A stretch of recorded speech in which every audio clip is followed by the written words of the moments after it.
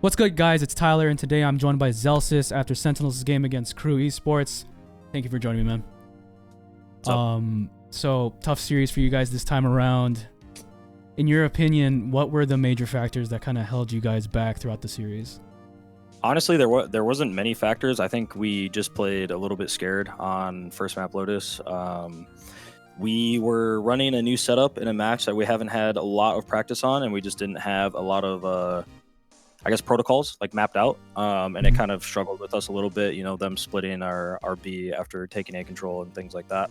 So I think a little bit was just like us reading the game and like our confidence and like trusting our own ideas and like ourselves in the mid round. I think we struggled a lot with that on Lotus.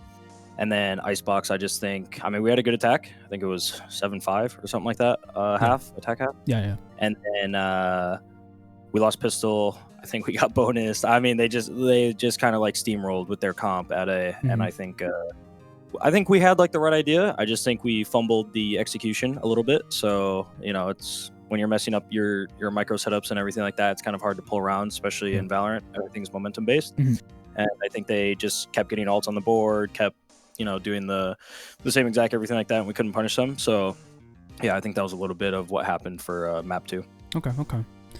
Now, what's the conversation like with the team after a game like a series like this? How does it go? How do you keep the morale up for next week too? You got another game to focus on. How do you keep them all kind of focused ahead?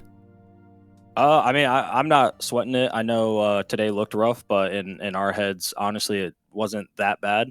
Obviously, losing is never easy and it sucks, but the show goes on. We have so much more Valorant to play, and I think we're still super confident. Like, we've had one of our best scrim weeks in last week coming up to this match, and I think we've ironed out a lot of things that we need to work on in and out of the server. So I'm not really worried at all. I think we just need to show up when the time comes and trust ourselves more in game. And I think I mean, we showed last week against 100 Thieves like what we can be and everything that how it looks in game when we're flowing. And I think we'll keep replicating that as time goes on. Just a little blimp in the week, no big deal. Yep. So I was going to bring back something you said after Masters. I think you said a few things. You said that after the tournament, you said that the team, like Sentinels, had lost their identity. How has it been trying to rebuild that? We're really good. Like I said, we had a very productive. We've had honestly since we've been back from Bangkok. I think we had a huge team talk of like what everyone wants everyone to do as an individual. We had a huge thing of what we want to do as a team, the direction we want to go, everything we want to do by strats, execution, comps, play styles, system, everything like that. And I think it was a blessing in disguise for us for how Bangkok turned out, because I think we grew a lot from that. And I think we have our identity. Not that, like, when I stated when we lost it, I feel like we had it before up to kickoff, playing against G2 in the final, everything like that. We found ourselves lost like a close series, happens. But I think in Bangkok, my point was like we kind of regressed and didn't really stick to what we were doing. But this time around, I think we are. I think everything's still looking good, very confident.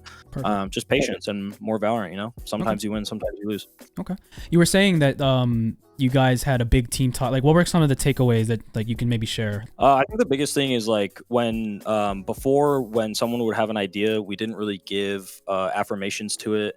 And usually the golden rule on the team on teams that I've been on, at least, I don't know how other teams work, but the golden rule for me when I'm on my teams is like, if you say no to an idea, you have to give an idea. Like, let's say like someone's calling, okay, like let's rush A, or like let's do this in the mid round, and then whoever's alive, whoever the case it may be, has to reply yes to that idea and do it with full confidence. Or if they don't want to do it, they need to say no and give their idea instantly, because Valorant is you don't have time to like write out an essay, right, about like what you want to do mid round. Like, you have to do it right then and there. So that's like a big thing that we talked about, that we had an issue with, is people had like their own ideas, their own play styles and things, how they wanted to do, and they were always thinking about that in game. So it was very troublesome for like someone would call like an idea and not everyone would listen to it, or not everyone would like fully believe in it. That was a big thing for us that we've worked on, and I think it's been going well.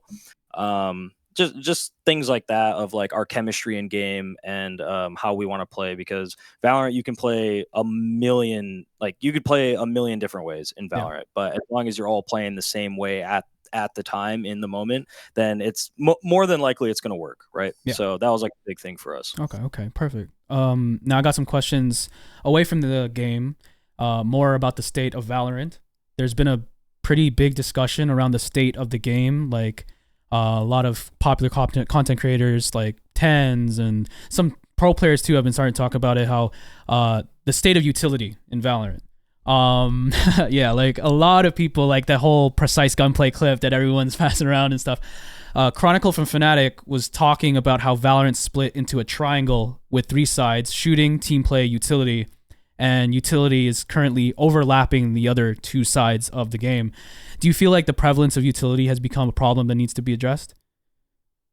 I do think there is a lot of utility in the game. I don't necessarily want them to take out that aspect of the game because I think that's what makes Valorant. I've always said like, okay, when Project A first came out, like everyone was like, "Oh, like it's the next FPS shooter, it's the next big thing, whatever, blah blah blah." And it is a big like Valorant is huge, Mm-hmm. but when it first came out, I didn't take it as being a solo FPS shooter. I took it as it was a hero shooter. Yeah. It was an agent shooter. It wasn't just okay, we just are going to shoot our guns. Like, Okay. and everyone took it that way. Yeah. I think the state of the game as it keeps going on, there's going to be more util, there's going to be more abilities, there's going to be agents that can do X, Y, Z. Like, I just think people need to kind of accept that and look at it with a grain of salt. I do think there could be like a change where like, well, his like suggestion was a utility doesn't recharge.